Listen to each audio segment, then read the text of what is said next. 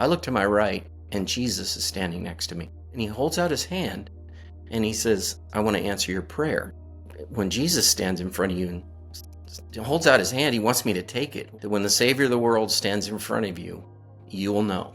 There is no doubt. I knew exactly who it was. In 2004, Mike McKenzie had a life-changing experience, a near-death encounter where Jesus physically took his hand and gave him a glimpse of heaven.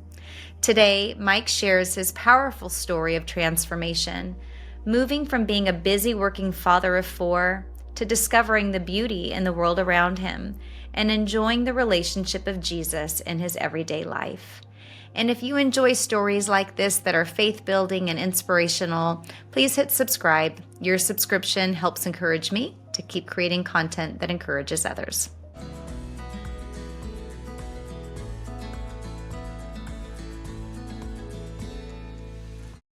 Welcome, Mike, and thank you so much for being willing to come on my platform and share your story. I've heard it a couple of times, but I'm excited for you to share it with my audience. And I know this happened back in 2004. Why don't we dive right in and kind of give us the rundown of what was happening right before this experience took place? Okay, sure. Thanks for having me. Appreciate it.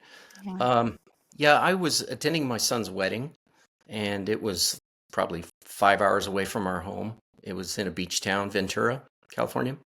And we got there on a Wednesday. We played a little baseball in the park with my 2 younger boys, and just had a nice time Wednesday afternoon. And I always like to bring that up because I was doing this physical activity that I wasn't really used to. I mean, I'd done a lot of coaching, but I didn't really swing a bat a lot, and try and beat the young kids in home run derby. So we played for a couple hours, and that night I started feeling sick. And I thought, great, feel like I'm getting the flu. Thursday, I started feeling even worse. And Friday, we had to get the tuxes. We had the rehearsal dinner to go to. And by then, I was feeling pretty miserable. And I just kept thinking, what is going on? I think I'm getting the flu. So Friday night, before my son's wedding, I went to the Quick Stop and I got some Tylenol and some Pepto-Bismol because I thought, that'll hold me over until after the wedding. And Sure. took some of that. Didn't really help. I mean, the Tylenol dulled the pain a little bit, but my stomach was just so upset. And I started running a fever. And that night, I didn't sleep at all. The night before my son's wedding, I didn't sleep one bit. And next day, everybody gets up. We go to the golf course where the wedding was. It was a beautiful day. Got all through the wedding and the festivities and the rehearsals. I mean, we did the rehearsal dinner, but we did the reception and all that. And after the reception, some of the guests started leaving. My son comes up to me and he goes, "Hey, we're going to go to Heather's parents' house. They lived in Ventura. And we're going to take the presents over there and kind of keep the party going and, unwrap presents." And so I finally told them, I said, "Guys, I got to go to the hospital and get checked out because this is not the flu. Something's wrong." My son was in the medical field, so he's kind of trying to help me diagnose it. He's asking me about appendix and, if I had my appendix out. And I said, "Well, I don't think it's appendix because I don't have point tenderness." I always heard that when your appendix are swollen or rupture or whatever, that you have this one spot on your abdomen that if you push on it, it'll hurt. And I'd push all over my abdomen and nothing hurt. So I said, "No, it's just the flu, but I've definitely got to get checked out." So he's, still diagnosing everything. And he told me what hospital to go to. So we get to the hospital and it's Saturday night. It's probably about midnight by now. Maybe not quite, but it's super busy. So I'm sitting in there and I'm just ready to pass out. We got all checked in. We finally got back to see a nurse. She lays me down. They take a little blood test and she says, "Yeah, that sounds like your appendix." And you're stupid me. I said, "No, I don't think it's my appendix. I think it's just the flu. Just give me something that, I'll go home." And she laughs. She's poking around in my abdomen and she's asking me if it hurts. And I said, "No, it doesn't." So she takes out this little mallet that they check your reflexes with, when they tap you on the knee. And I'm laying down on my back, and she taps the bottom of my foot, and she says, "Does that hurt?" And I mean, at this point, I'm thinking she's messing with me. I said, "Of course not." You know, I- it's in my stomach, not my legs. She tapped the bottom of my other foot, and man, the pain in my abdomen made me scream. She says, "Okay, that's your appendix. They've probably ruptured. If they haven't, you'll be here for a day or two. If they have, you'll probably be here for 3 or 4 days. I'm going to call a surgeon." So half an hour later or so, maybe an hour, I'm still trying to figure all this out. And now this is the last weekend before school starts. So my kids are due to go back to school, the younger kids, on Tuesday, and this is Sunday. And she says 1 or 2 days.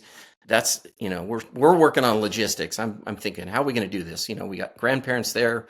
We can take the kids home. And so we're working all this stuff out on the phone, talking to mom and dad.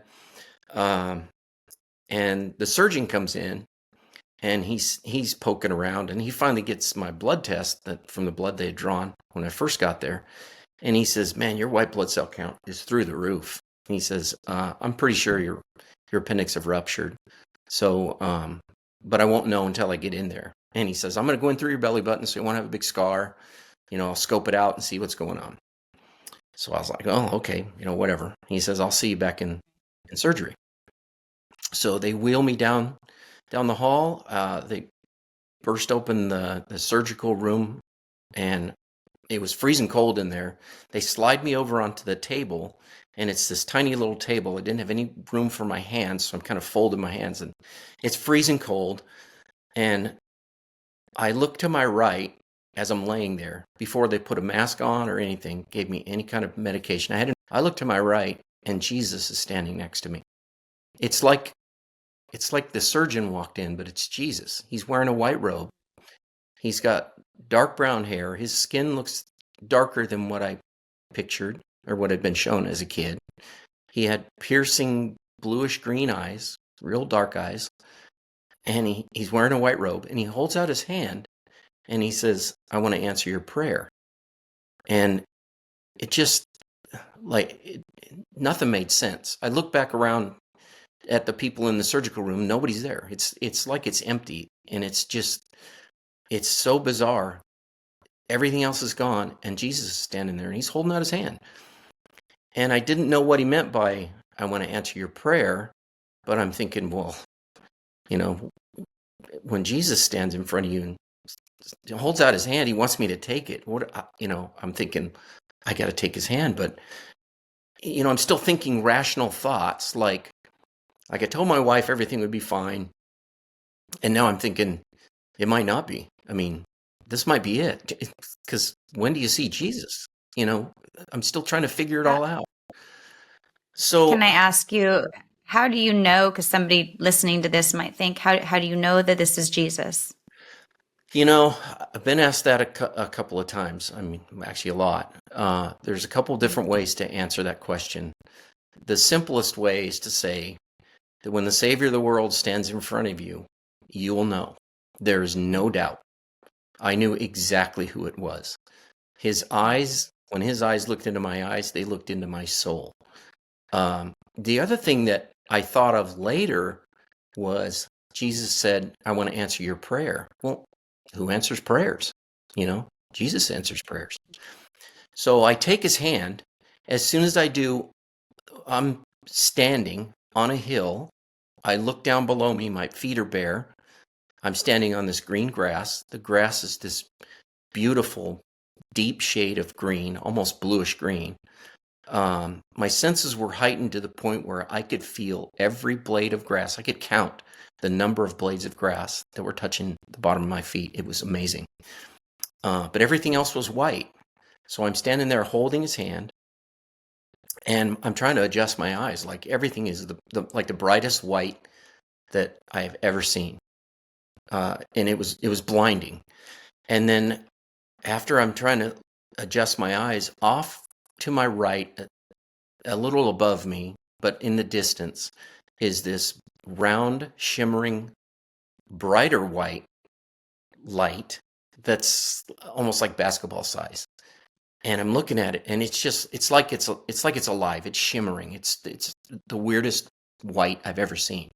It's almost like it's glass, but I can't really describe it.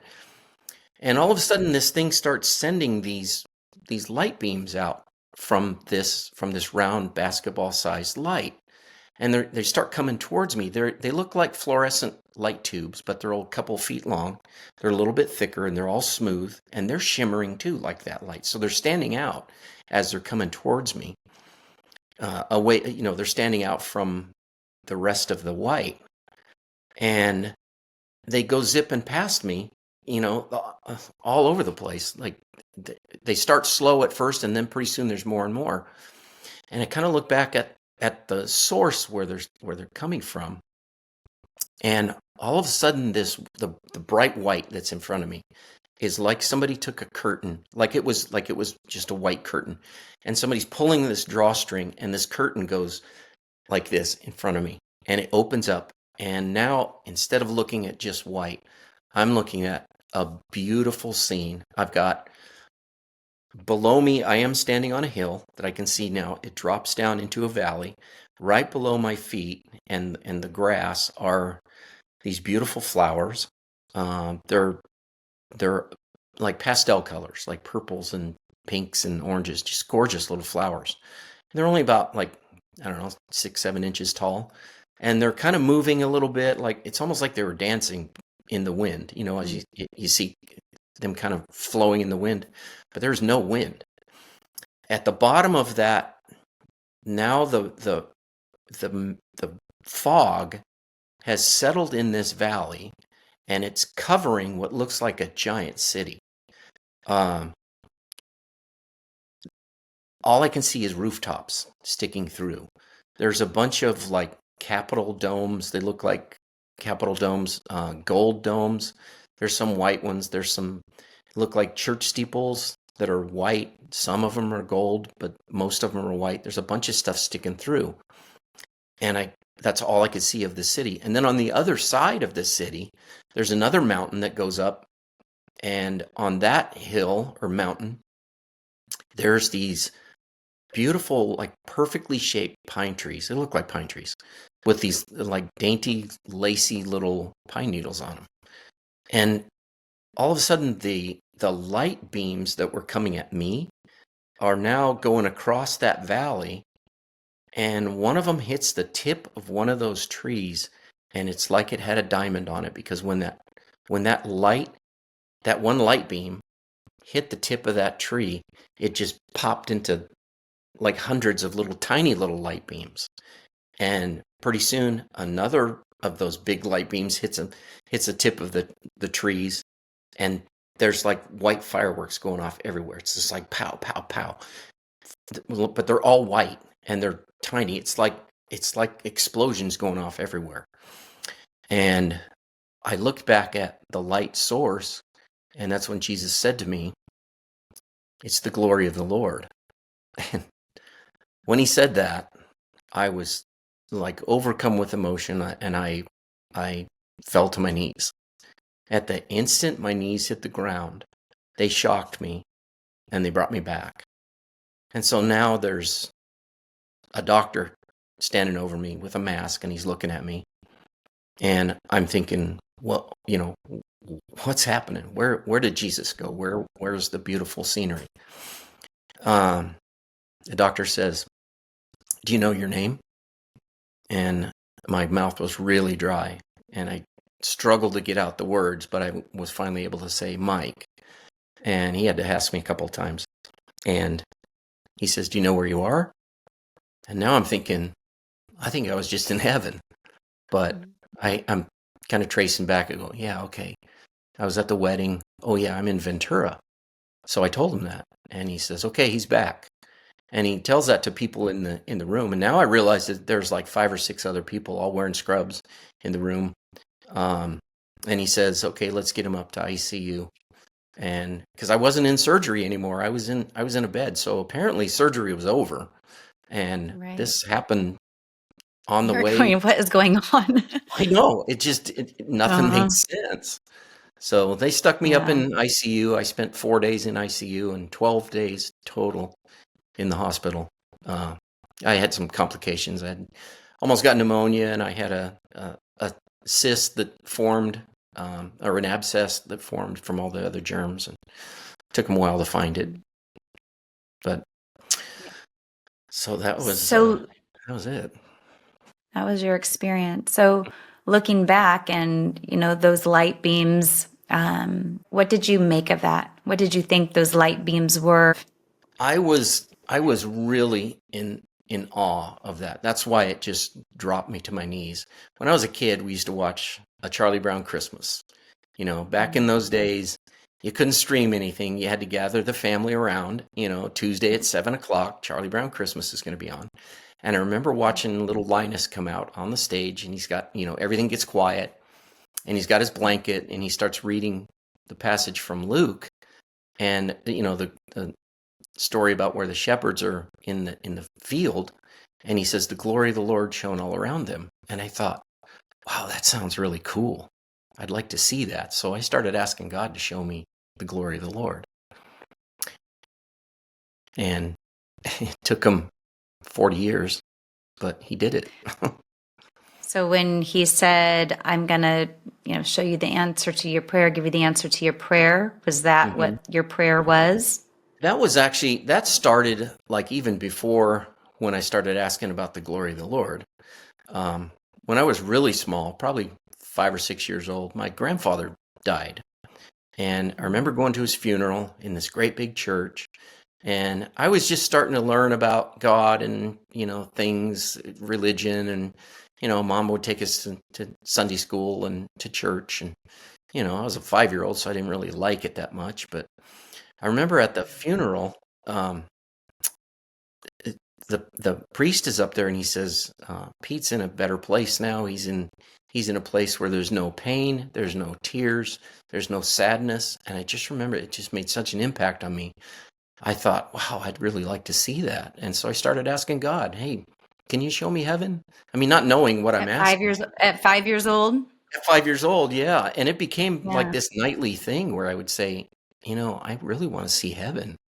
And I would Mm-hmm. always remember about praying that prayer whenever somebody died.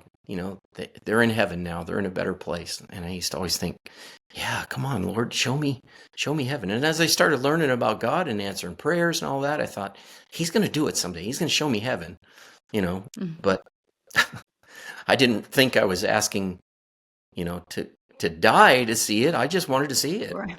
So, Well, it's such an interesting way that all came about. I think about the scripture about delighting yourself in the Lord, and He'll give you the desires of your heart. But that scripture has new meaning to me in recent years, and it's that those desires that are in our heart were placed in our heart by God. So we're meant to have them.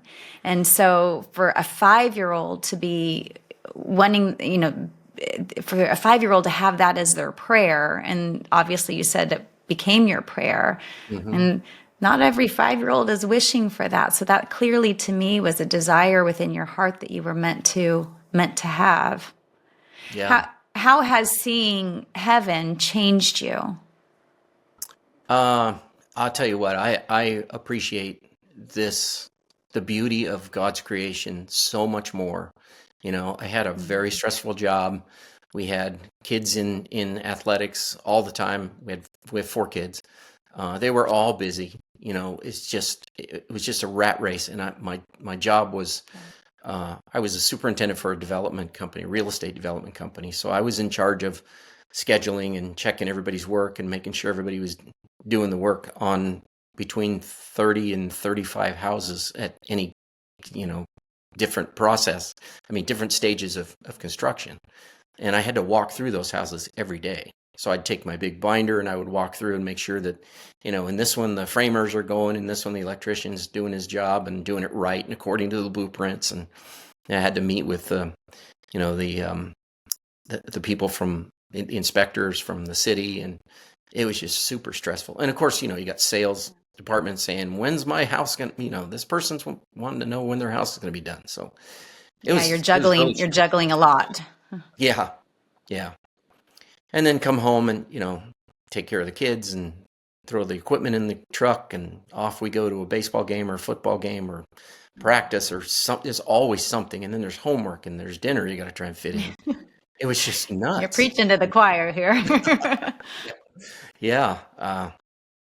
So anyway, um, when I was in the hospital, I remember walking down the hallway one day, and this is a beach town, so there was a lot of pictures of the beach on the wall.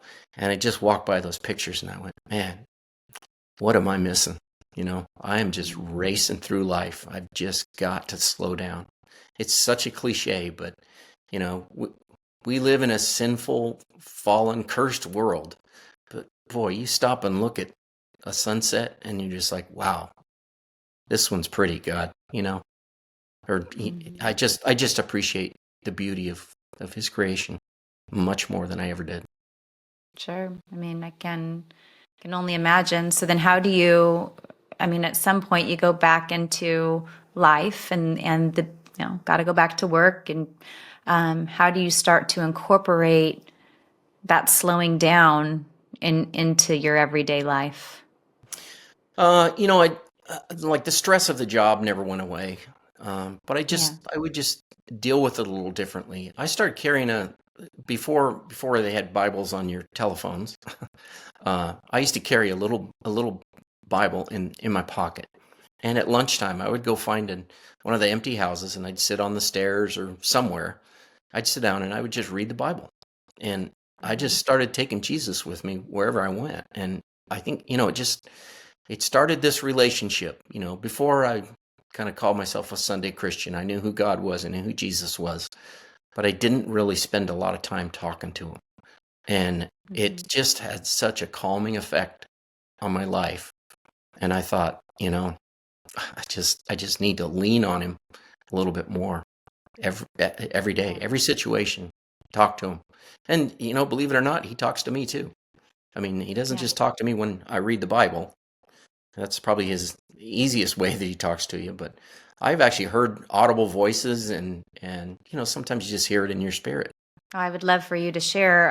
I do ask people a lot, that have had these, not even this in-depth of an encounter, but a lot of people come on here and they say, well, I heard God tell me this and tell me that. And I think there's a lot of people out here listening that they want to cultivate this relationship with God, but they don't understand, how does he speak to me? So maybe you can share some of your experiences with how you've heard God in your life. Sure. I've got a really, really good one where I actually heard an audible voice. But before I get to that, I would say, the easiest way that God talks to you is through the Bible. When you're reading the Bible, he's talking to you. That's God's word. The one time I heard an audible voice, it was pretty amazing. We were at this dinner. It was a spaghetti dinner. We were doing a fundraiser. The church I was going to at the time wanted to raise money to send kids from the neighborhood to summer camp so they could learn about Jesus. It cost $50 per kid. And we wanted to raise enough money so that we could fill the bus or a couple of buses or whatever and take these kids free of charge up to church camp. And so I'm sitting at this table in this big crowded room where this guy's telling about the church camp and what they do. And I hear somebody behind me say, I want you to give $1,000, just like that. I want you to give $1,000. And I turned around, I'm thinking one of my friends is saying something. And so I turned around real quick, both ways, nobody there. And I said, what? And the voice again says, I want you to give $1,000. And this time I turned around real quick because I'm thinking, my friends are punking me here. This is too crazy. And I look over at my wife and she kind of looks at me and I said, did you say something? And she says, no. And I said, okay. And I said out loud, I don't have $1,000 to give. The voice immediately says, you'll get it back. And I'm thinking, okay, what the heck? Here we go. On again. God's telling me to give $1,000. And so I walked out of the room. I went out to my car. I grabbed my checkbook and I sat down in there and I started praying. I go, God, this is really freaking me out. You are telling me to give $1,000 and I'll get it back. And I didn't hear anything else. And I said, I'd kind of like to have some clarity about this. But then I'm thinking, well, Confirmation here. yeah. But he just said, I want you to give $1,000 and you'll get it back. So his deal's done. So I took my checkbook, I wrote $1,000 check to the church, and I walked in. And one of my friends saw me leaving, and he comes up to me, and when I came back in, he goes, "Hey, you okay?" And I said, "Yeah, but this is really weird. I think God just told me to give $1,000." And he goes, "What?" And so I tell him what happened, and he goes, And he says, "So if that really was God, God knew that you would tell me, and I would take it as a challenge." And he says, "Are you going to do it?" And I said, "I just wrote the check." And he goes, "I'm going to do it too. I'm going to give $1,000 too." And I said, "But he didn't say you'd get it back." And he says, "No, that's true, but that's okay."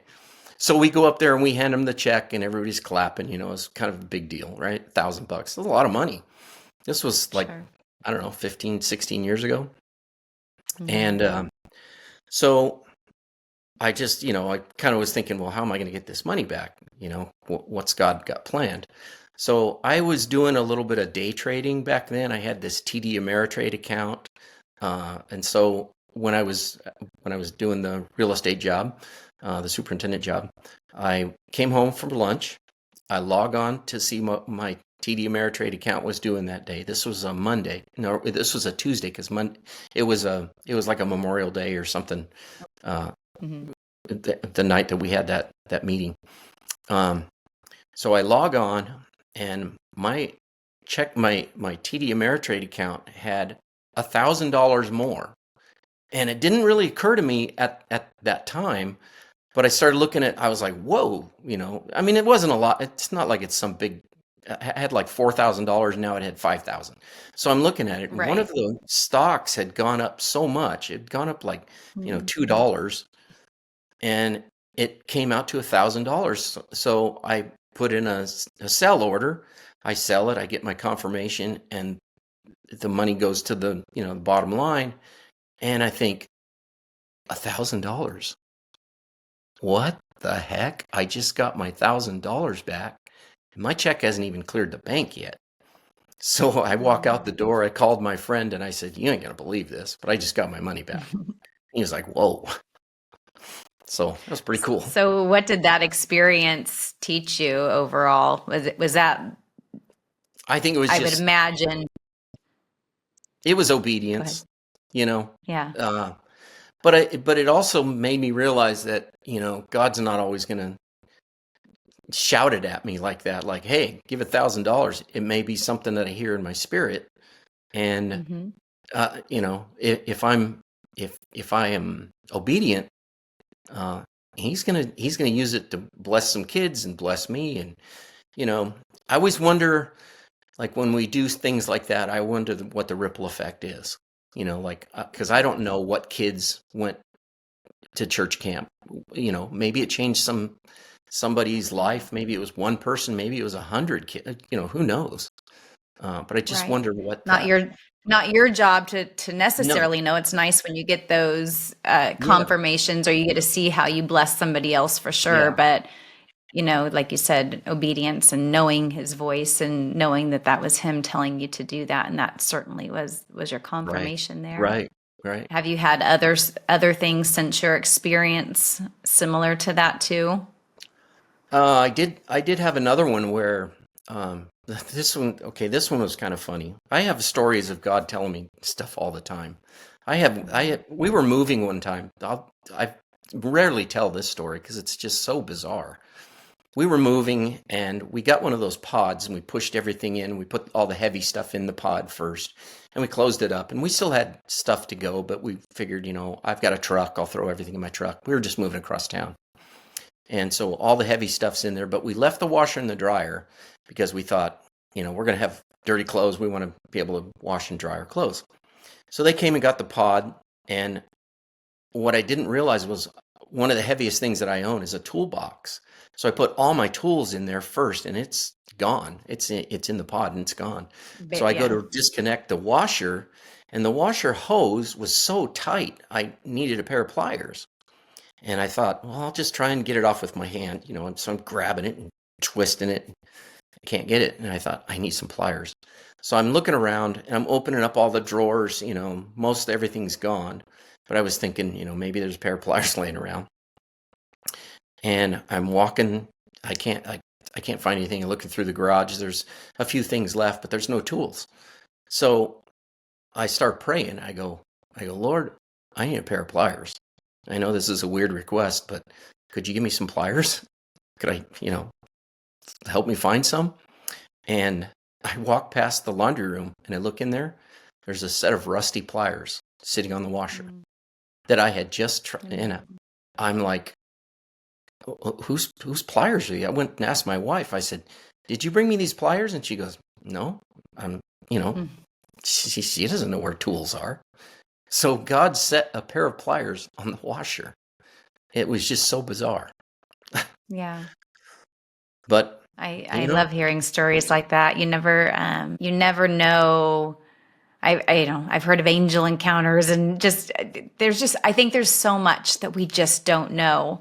And the possibilities, as simple as a request of asking for a set of pliers to the bigger request, it shows the level of our faith in terms of what we ask and expect to receive. yeah, You shared in your story, and I've had a couple other people share near-death experience stories, and it's kind of fun to see some similarities between them. Like I had Lou that was on before and talked about the great white, and it seems like you saw something similar to that.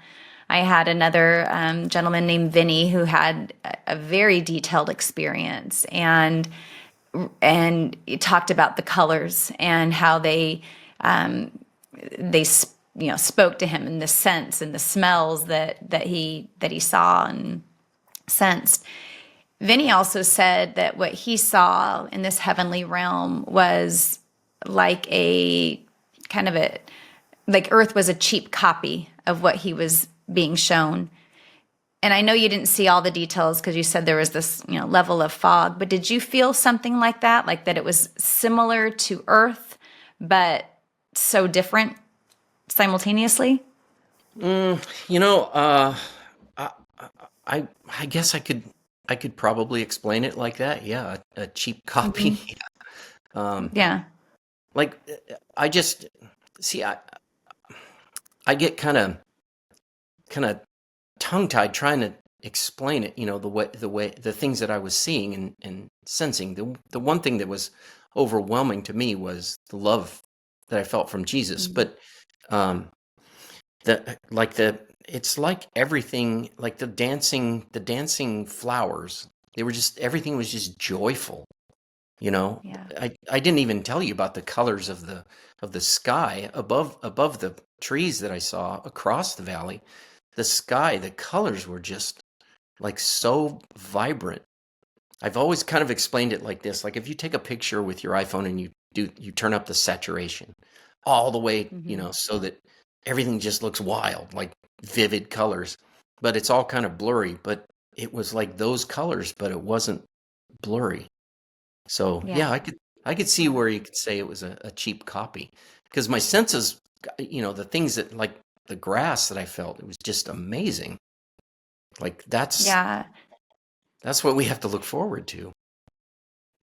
And when you said you knew the number of the blades of grass that were below your feet, is this just something that you sense and you just know that you know? Yeah, I just knew instantly. I knew.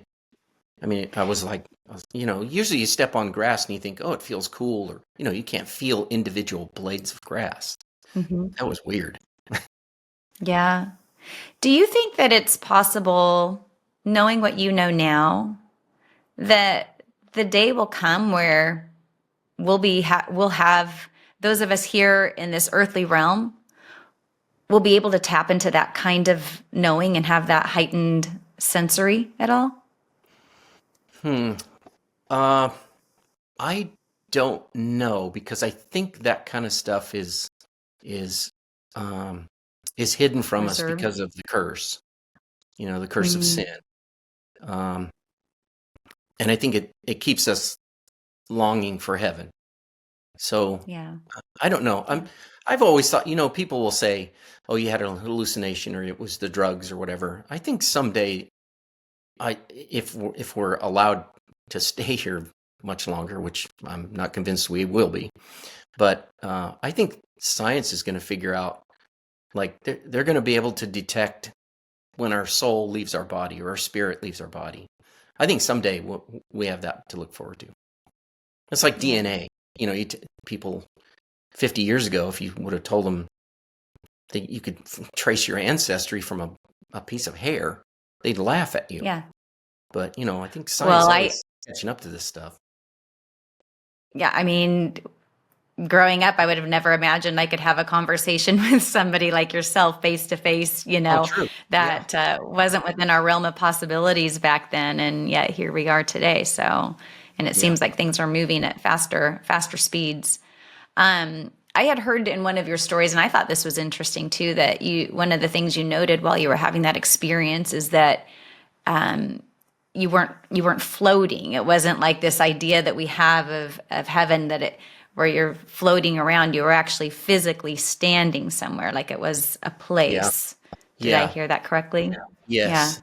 That was a surprise to me because, Mm-hmm. and I went back, like it was a physical Jesus that entered the room. He was standing there. He wasn't floating. When I touched his hand, I could feel his hand. I could feel his skin. I felt, like I said, the blades of grass. I could see these things. I could feel that fog on my skin, but it wasn't cold. It was just perfect. Um, so yeah, that I think our senses are just like almost muted here. But yeah, Yeah. that experience really changed everything that I thought about heaven. In fact, that's what I ended up writing my book about was, what if heaven was a physical place out there right now? Could God give us a temporary body, and could He just hide it from us? And I think He could, because one of the things that I learned was that, like when Stephen was stoned to death, he said heaven was opened up and he saw Jesus standing at the right hand of the Father. Well, standing is a physical attribute. He didn't say Mm-hmm. Jesus was a ghostly figure and he was floating, and he said standing. And there's other clues in the Bible too, like they they describe the saints as having faces and they're aware of time. All those things are these physical attributes. So I kind of had fun with exploring, like what if heaven Sure. was And then really. probably coming back with this new appreciation of the physical Yeah, aspect of, yeah, yeah, exactly. of, Yeah. hmm So now that you had this prayer answered, that I'm guessing, as time went on, you might have forgotten about that prayer that you had as a young child, but who knows? Maybe it was always still a desire within you. But has this experience changed how you think of prayer? uh I don't really think of, before I thought, to pray, like when I first started learning how to pray, okay, a little kid, go in your room, fold your hands, close your eyes, and pray. And back then it was, now I lay me down to sleep, I pray the Lord my soul to keep. If I should die before I wake, I pray the Lord my soul to take. And it was just kind of like that. And then I started saying, oh, and show me heaven. And God bless mom and dad, or, keep my dog safe, or, just simple stuff. So now, I do have time where I will fold my hands and talk to God, but I I talk to him all day long. And Yeah. I don't wait, and maybe this is wrong. I don't wait to go into my prayer closet and be alone with them. Like, I'm walking around. I live on 12 acres surrounded by a national forest, and I am always doing something. I'm always busy, and I'm always stopping to appreciate it, and I'm always talking to God. I'm always saying, Lord, wow, that's a really beautiful tree, or that's a beautiful stream that you put there. Or, how'd you come up with the idea for this flower, or whatever. I'm just Hmm. amazed at his creation. So yeah, prayer now it's all the time. And the Bible says pray without Yeah. ceasing. So I sure do. Yes. Yeah. I think that's what happens when you've been touched, is that it's not just about, going into that quiet place and, taking that dedicated time. It's this ongoing conversation and inviting that presence, allowing that presence to just be with you in the everyday moments of life. Yeah. And you just touched on something, I think you experience this. I think we all do right now, is that I feel like we are this society that has become addicted to busyness. And I'm guilty of it as well. But what I just heard you say, because I'm now trying to unravel, okay, how can I teach people, because it's a mission to me as a busy mom, to teach people how to slow down. And what you just said, I think, really resonated with me, is that doing the busy, like you said, I'm on my acres, I'm doing things, I'm busy, but you're bringing him with you. And there's a Mm. peace that comes over you when you do that. I think that's a powerful lesson for people to hear. Yeah. Yeah. And he wants to be Hmm. involved. And Yeah. what's the devil going to do?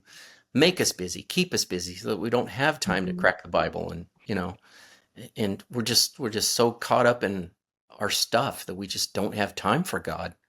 And Yeah. I'll tell you what, one of the things that I heard God say to me in the hospital room was, I had to get you flat on your back away from all the distractions so you could hear me.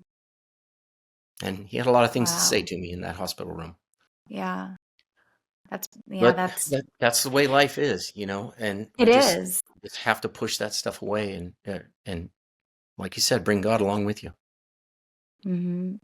Yeah, it goes to show you that sometimes what we think is our, a darkest moment or hardest challenge, that those are the moments that God has to kind of bring us to give us a little wake up call, and get our attention. Yeah. Sounds like that's what happened with you. And Have you had any encounters? Oh, sorry, go ahead. no, I was just going to say, one of the things, like when you're starting to learn about God, it's easy to think God is this, being out there. But to me, it's a relationship with Jesus. Like Jesus is a real person. He's Mhm. real.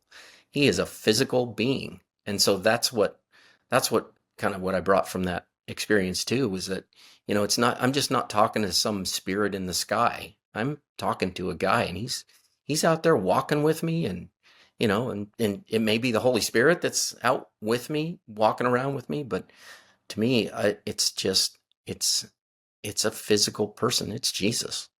So Yeah, that's who I like I that you shared that. I connect with. I know Jesus is God, but when you say God, a lot of people will think, yeah, Hmm. he's disconnected. He's got the he's got the big magnifying glass, and he wants to burn the ants. Where his little beings down here. He just wants to punish us, but it's not like that at all.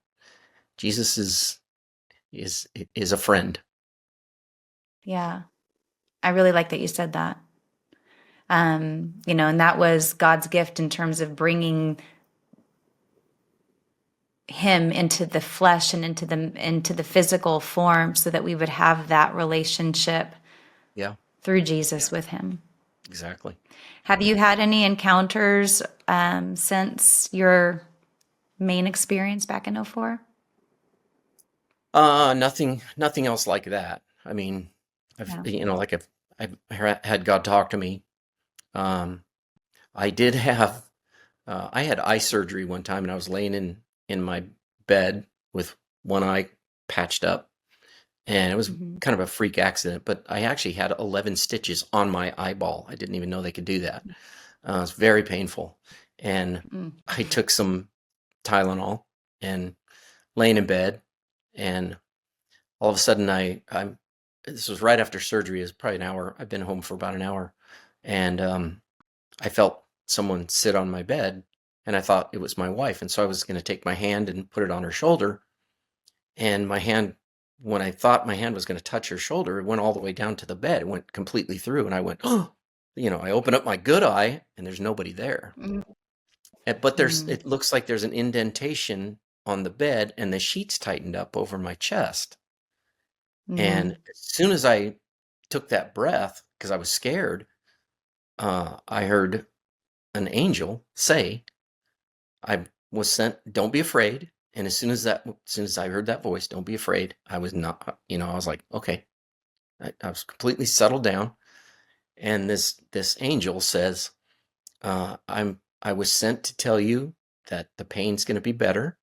It's going to last for 5 days. Your sutures are going to dissolve, and you're going to be fine. And I look at the place where this thing is sitting, and the sheets loosen up, and the bed rises up, and it left.